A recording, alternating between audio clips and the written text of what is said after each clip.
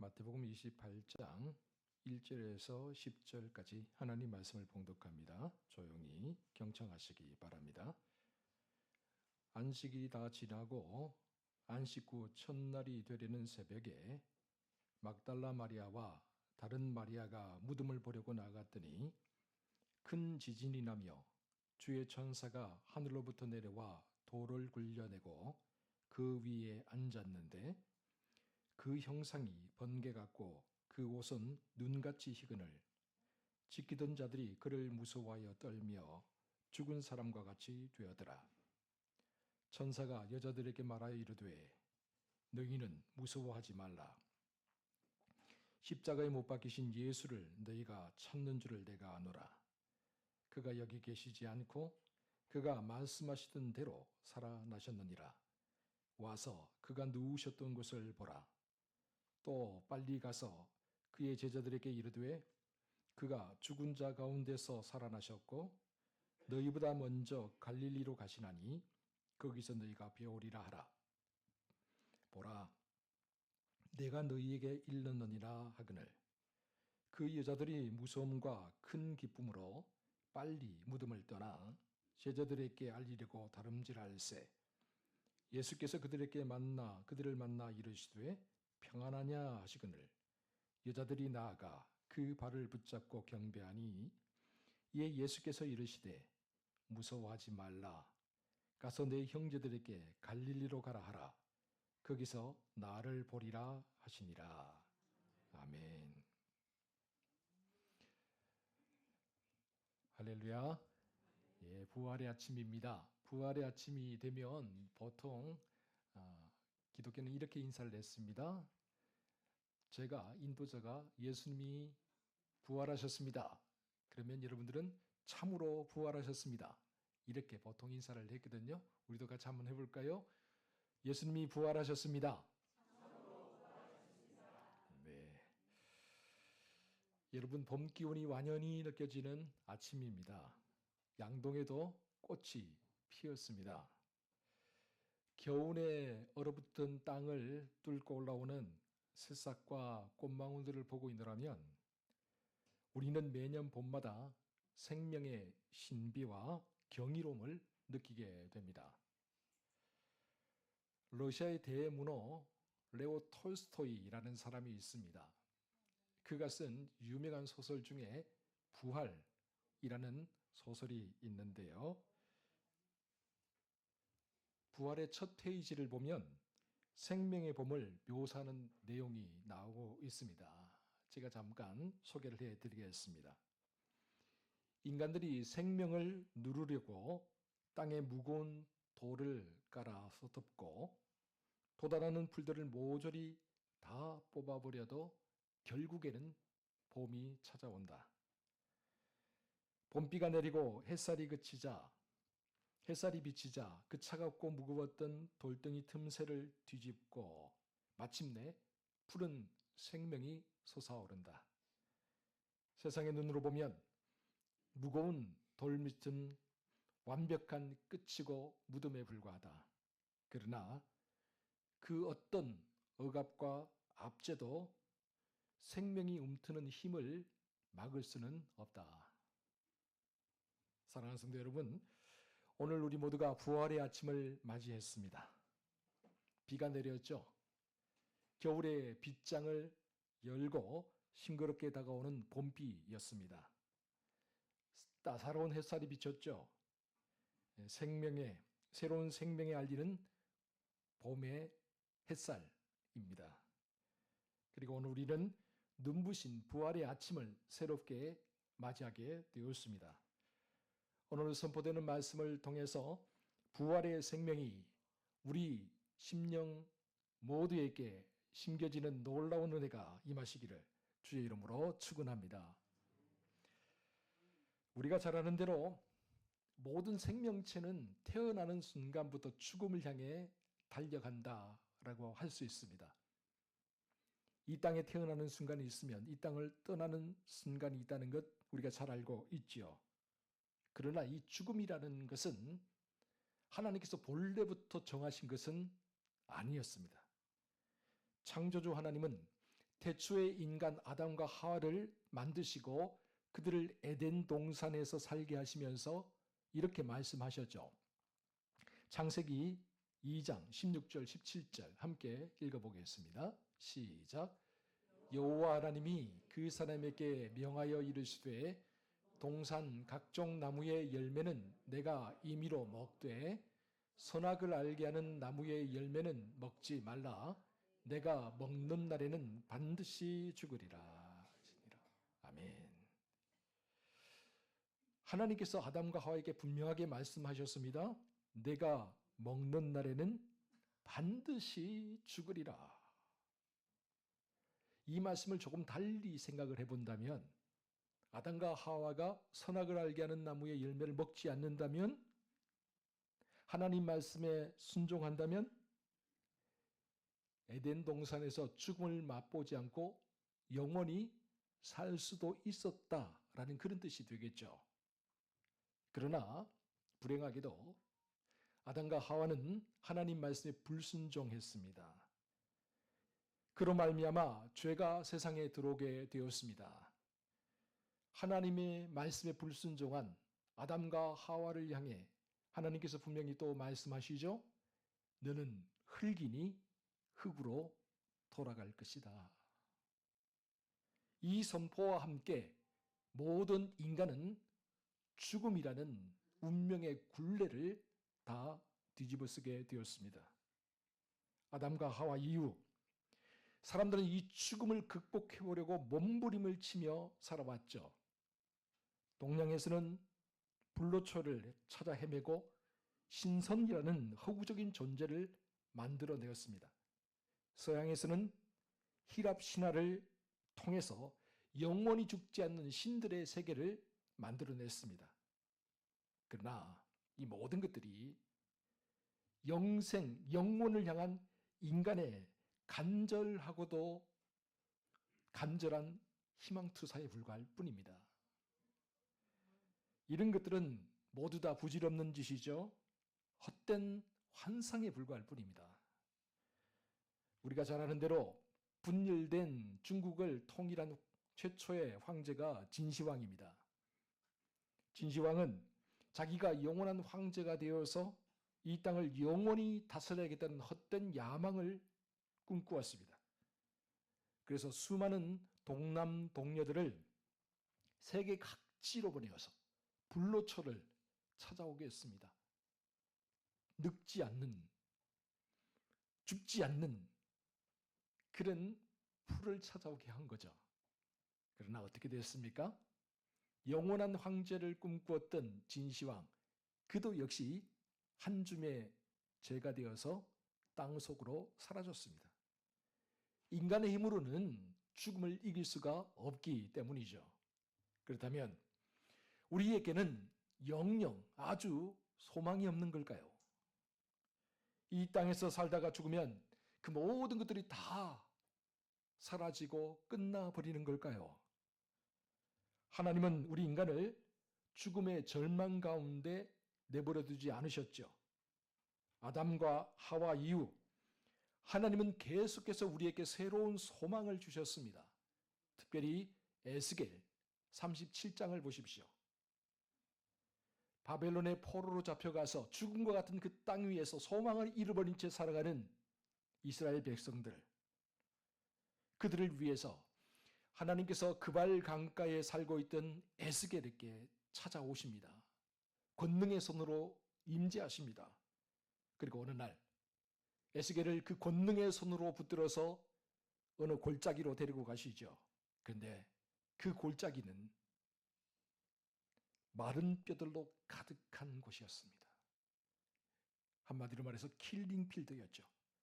소망이 끊어진 곳, 죽음이 지배하는 땅이었습니다. 그리고 죽음의 땅 한복판에서 절망의 현장 한가운데에서 하나님 에스겔에게 말씀하십니다. 에스겔 37장 5절 우리 함께 같이 읽어봅니다. 시작. 주 여호와께서 이 뼈들에게 이같이 말씀하시기를 내가 생기를 너희에게 들어가게 하리니 너희가 살아나리라. 아멘. 죽었습니다. 완전히 죽었습니다. 뼈밖에 남지 않았습니다. 더 이상 소망이 없어 보입니다. 그런데 에스겔을 통해 하나님께서 말씀하십니다.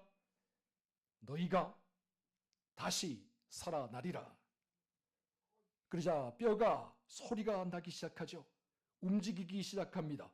이 뼈와 저 뼈가 서로 들어맞기 시작합니다. 연결됩니다.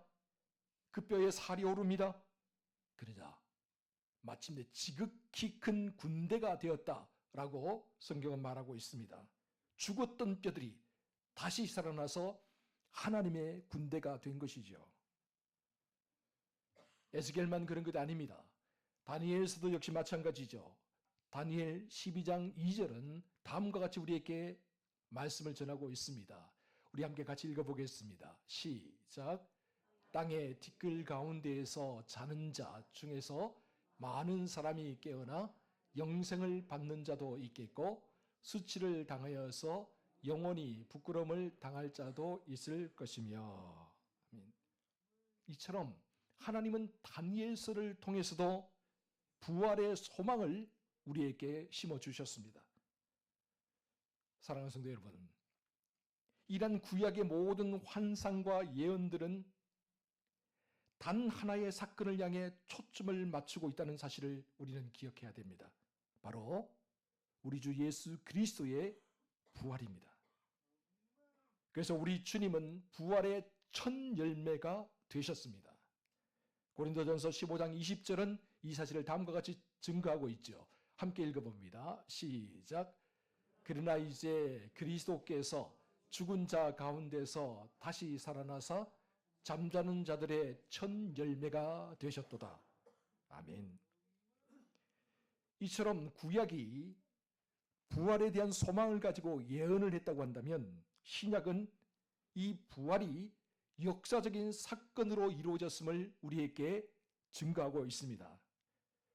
물론 성경을 살펴보면 예수님 이전에도 죽었다가 살아나는 사람들의 이야기가 있습니다. 여러분 기억하십니까? 엘리사가 죽었던 아이를 살린 사건, 나인성 과부의 아들이 다시 살아난 사건, 마르다와 마리아의 오라버니였던 나사로가 죽었다가 다시 살아난 사건. 이처럼 성경을 보면 죽었다가 다시 살아나는 사람들의 이야기가 있습니다. 그러나 그들은 한 번 다시 살아났지만 다시 죽었다는 사실이죠. 그들의 소생은 진정한 의미에서 부활은 아니었습니다. 언젠가 다시 죽음을 맞이해야 했기 때문입니다. 참된 부활, 영원히 썩지 않을 몸으로 다시 살아나는 변화는 오직 예수 그리스도만 통해서 이루어졌다라는 사실이죠. 그래서 사도 바울은 고린도전서 15장에서 주님이야말로 부활의 첫 열매가 되셨다라고 담대하게 선포하고 있는 것입니다. 특별히 오늘 본문은 부활의 역사적인 현장을 생생하게 우리에게 증거해주고 있습니다. 주님은 골고다 언덕 십자가 위에서 처절하게 죽으셨습니다. 로마 병사가 예수님의 옆구리를 창으로 찔러 물과 피가 흐르는 것을 확인했죠. 다시 말해서 로마의 사형 집행인들이 예수님의 죽음이 완벽했다라는 것을 확인한 것입니다. 그리고 주님의 시신은 내려져서 아리마대 요셉의 무덤에 묻히게 되었습니다. 거대한 돌문이 그 무덤 앞을 가로막았습니다. 그리고 그 무덤에는 중무장한 병사들이 단단히 지키고 있었습니다. 인간적으로 볼 때, 상식적으로 생각해 볼 때 모든 것이 다 끝난 상황이었습니다. 제자들도 역시 마찬가지로 이제 모든 것이 끝났다라고 생각을 했습니다. 그런데 주님이 죽으신 지 3일 후 놀라운 일이 일어났죠. 그날은 안식구 첫날이었습니다. 안식구 첫날 주님이 묻히신 무덤을 찾아간 여인들은 참으로 놀라운 광경을 목격하게 됩니다. 먼저 주님이 누우셨던 무덤은 빈 무덤이 되었습니다. 무덤을 가로막고 있던 돌문이 굴려져 있었죠. 그리고 무덤을 지키던 병사들도 다 도망가 버렸습니다. 무덤 안에는 주님의 시신이 없었습니다. 무덤을 찾아간 여인들이 너무 놀라고 황망해서 두려워하고 어쩔 줄 몰라 하고 있을 때 천사가 나타났습니다. 그리고 그 천사가 놀라 두려워하는 이 여인들에게 다음과 같이 말했습니다. 우리 본문 6절 함께 읽어보겠습니다. 시작. 그가 여기 계시지 않고 그가 말씀하시던 대로 살아나셨느니라. 와서 그가 누우셨던 곳을 보라. 아멘. 그가 말씀하시던 대로 다시 살아나셨느니라. 영국의 저널리스트였던 프랭크 모리슨이라는 사람이 있습니다. 그가 누가 돌을 옮겼는가라는 아주 유명한 책을 썼죠. 그는 원래 예수님의 부활을 믿지 않는 사람이었습니다. 예수님이 이 땅에서 행하신 기적도 믿지 않는 사람이었습니다. 그런데 자꾸만 사람들이 부활절만 되면 예수님이 부활하셨다고 자꾸 이야기하니까 그가 기독교를 무너뜨리기 위해서 철저하게 조사를 하기로 마음먹었습니다. 특별히 예수님의 부활이 제자들의 사기임을 증명하기 위해서 모든 문헌과 모든 자료들을 다 수집해서 분석하기 시작했죠. 그렇게 역사적인 증거들을 철저하게 조사하던 그는 십자가의 죽음도 돌무덤의 봉인도 그리고 빈 무덤도 예수님의 부활이 아니시고는 설명할 수 없다는 결론에 다다르게 됩니다. 도무지 설명할 수 없다. 그래서 그는 성경 말씀 앞에 그의 무릎을 꿇었습니다. 그리고 나서 그가 쓴 책이 바로 누가 돌을 옮겼는가입니다. 그렇습니다. 여러분, 예수님은 잠시 기절했다가 다시 깨어난 게 아닙니다. 잠시 가사 상태에 빠졌다가 마치 죽은 것처럼 보였다가 다시 깨어난 게 아닙니다. 그렇다고 해서 슬픔에 빠진 제자들이 환상을 본 것도 아니고 당시 모든 사람들이 집단 체면에 걸린 것도 아닙니다. 히랍의 신화와 같은 허구나 신앙심이 만들어낸 황당한 이야기 혹은 심리적인 위안을 위한 사람들이 만들어내는 소설 아닙니다. 결코 그렇지 않습니다. 그것만으로 도저히 설명할 수 없습니다. 안식 후 첫날 여인들이 예수님의 무덤을 찾아갔을 때 그들은 빈 무덤을 보았을 뿐만 아니라 부활하신 예수님을 직접 만났기 때문입니다. 오늘 본문 9절은 이렇게 그 상황을 우리에게 증언하고 있습니다. 함께 읽어보겠습니다. 시작. 예수께서 그들을 만나 이르시되 평안하냐 하시거늘 여자들이 나아가 그 발을 붙잡고 경배하니. 아멘. 부활하신 예수님이 너무나도 황당해하고 너무나도 두려워하는 여인들에게 나타나셨습니다. 그리고 그 여인들에게 말씀하십니다. 평안하냐? 샬롬. 여러분, 본문의 여인들만 부활하신 예수님을 만난 것이 아니죠. 엠마오로 가던 두 제자도 역시 부활하신 예수님을 만났습니다. 예수님을 부인했던 베드로도 역시 부활하신 예수님을 만났습니다. 그리고 대문을 꽁꽁 걸어잠그고 두려워서 한 곳에 모여있던 11명의 제자들 역시 한꺼번에 부활하신 예수님을 만났습니다. 갈릴리 디베랴 해변에서 주님이 구워주신 생선을 함께 먹던 제자들의 모습 여러분들 기억하십니까? 이처럼 우리 주님은 부활하셨습니다. 참으로 부활하셨습니다. 할렐루야! 예수님의 부활, 이 역사적인 사실이야말로 우리 신앙의 가장 단단한 믿음의 반석이 될 수 있습니다. 그렇다면 이제 묻습니다. 2000년 전에 일어났던 이 주님의 부활 사건이 오늘을 살아가는 우리에게는 도대체 어떤 의미입니까? 먼저 예수님의 부활은 한 개인이 죽음에서 일어난 사건으로 그치는 것이 아니라는 것을 꼭 기억할 필요가 있습니다.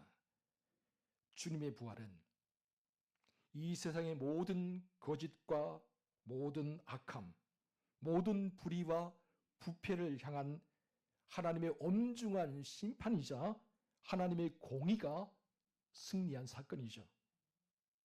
여러분, 주님이 죽으실 때 골고다 언덕 십자가를 한번 생각해 보세요. 당시의 정치 권력자들, 타락한 종교 지도자들, 그들이 엉뚱한 모함과 엉뚱한 죄목을 뒤집어 씌워서 불의하게 주님을 죽음에 넘겨주지 않았습니까? 그리고 군중들의 함성 소리가 들려옵니까? 그들의 악한 소리가 들려옵니까?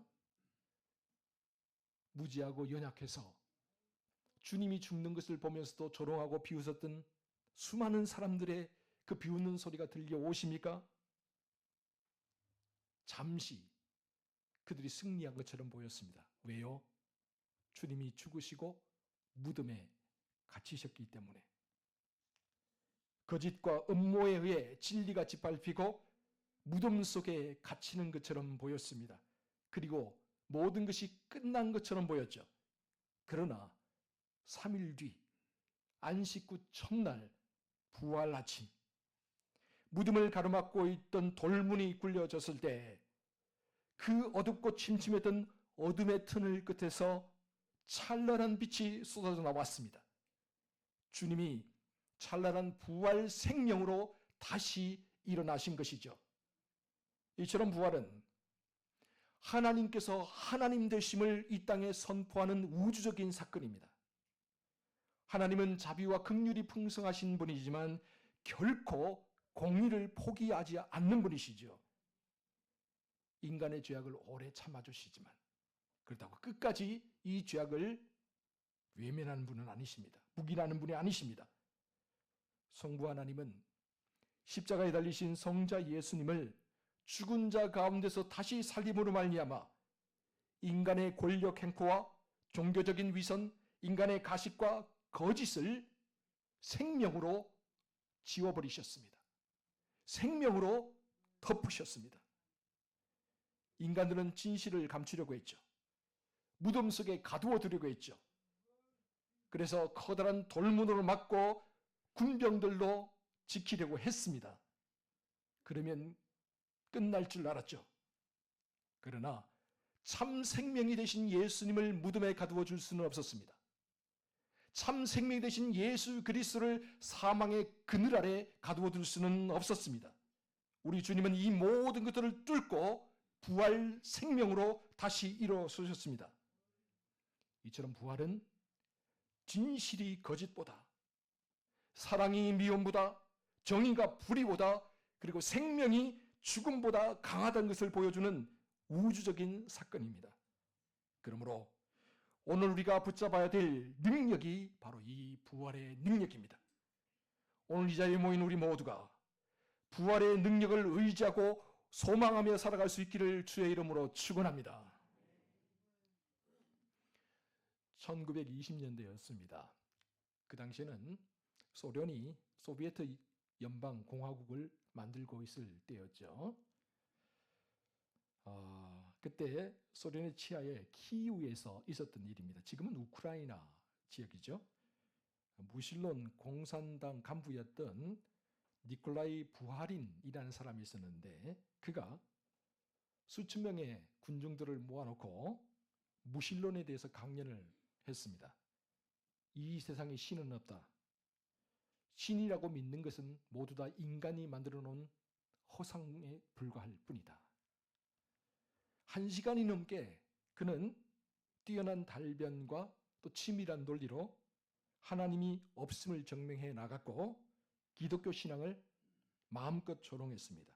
그리고 예수님의 부활은 사람들이 만든 조작된 진실에 불과하다라고 그렇게 열변을 토했죠. 그의 선동적인 연설이 끝나자 그곳에 모인 사람들은 아무 말도 하지 않았습니다. 군중들은 깊은 침묵에 빠져 있었습니다. 그런데 그 순간 러시아 정교회 신부 한 사람이 조용히 단상으로 올라갔습니다. 그리고 마이크를 잡았죠. 그는 부활인의 논리, 그가 펼친 그 치밀한 논리에 대해서 한마디 반박도 하지 않았습니다. 그 대신에 그는 러시아 정교회에서 수백 년 동안 이어져 왔던 부활절 인사말을 수천 명의 군중들을 향해 크고 우렁차게 외쳤다고 합니다. 제가 한번 해보겠습니다. 여러분도 한번 따라해 보셨으면 좋겠습니다. 크리스토스 보스크레스. 러시아 말입니다. 좀 어렵죠? 다시 한번 해보겠습니다. 크리스토스 보스크레스. 그리스도께서 부활하셨습니다. 크리스토스 보스크레스. 이렇게 우렁차게 외쳤습니다. 그러자 긴 시간 동안 무신론 강론에 억눌려 있었던 수많은 군중들이 갑자기 자리에서 벌떡 일어났습니다. 그리고 두 손을 들고 큰 소리로 외쳤다고 합니다. 다시 한번 따라해 보겠습니다. 보이스티누스 보스크레스. 다시 한번 합니다. 보이스티누 보스크레스. 주님이 참으로 부활하셨습니다. 부활절 인사입니다. 예, 러시아 말이라 좀 어렵죠? 예, 저도 익숙하지 않습니다. 이렇게 인사를 했더니 군중들이 큰 소리로 보이스티누 보스크레스, 보이스티누 보스크레스 그렇게 끊임없이 외쳤다고 합니다. 여러분, 세상의 어떤 권력과 교묘한 논리도 우리 안에 살아 숨쉬는 부활 생명을 막을 수는 없습니다. 이 세상 그 누구도 부활의 역사를 감추거나 사라지게 할 수는 없죠. 왜요? 우리 주님이 참으로 부활하셨기 때문입니다. 우리 주님은 사망 권세를 깨트리고 무덤의 돌문을 열고 새로운 생명으로 부활하셨기 때문입니다. 그럼 부활은 과거의 죽은 역사가 아니라 지금 현재 우리의 심령을 일깨우고 이 세상을 이기게 하는 살아있는 하나님의 능력이 됨을 믿으시기 바랍니다.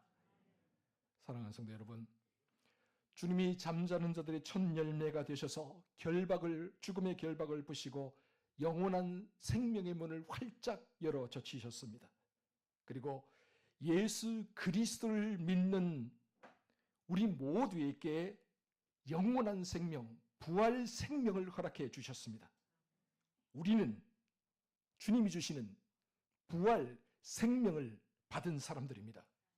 우리는 장차 주님이 다시 오실 때에 영광스러운 모습으로 변화될 뿐만 아니라 이 땅 위에서도 주님이 주신 이 부활의 능력으로 살아가는 사람들입니다. 그러므로 그 어떤 사망 권세 앞에서도 담대하시기 바랍니다. 이 세상의 거짓과 불의 앞에서 좌절하지 마시기 바랍니다. 비록 작고 보잘것없고 소박한 보리빵 하나라 할지라도 그것으로도 충분히 굶주린 이웃의 배를 채우고 차갑게 얼어붙은 마음을 녹일 수 있는 것처럼 비록 우리 안에 있는 부활 소망이 작고 보잘것없고 소박하다 할지라도 어떻게든 나누시기 바랍니다. 부활의 기쁜 소식을 알지 못하고 어둠 속에 갇혀 살아가는 이웃들에게 나누시기 바랍니다. 그럴 때 변화가 시작됩니다. 우리가 상상도 하지 못했던 역사가 일어나게 될 것입니다. 오늘도 부활의 주님이 우리와 함께 하십니다. 부활의 주님이 승리하게 하십니다. 이 사실을 굳게 믿고 언제나 부활의 주님과 함께 동행하며 살아가는 저와 여러분 모두가 될 수 있기를 주의 이름으로 축원합니다. 기도하겠습니다. 사랑하는 주님, 오늘 이 시간 사망 권세를 이기고 부활하신 주님을 찬양합니다. 부활의 첫 열매가 되시어 우리에게 부활의 소망을 주신 주님을 찬양합니다. 오늘 선포되는 말씀처럼 부활이 한낱 과거의 사건이나 막연한 환상이 아니라 오늘 우리의 삶을 이끌어가는 생생한 능력이요 거짓과 가식을 이기는 하나님의 권능임을 믿습니다.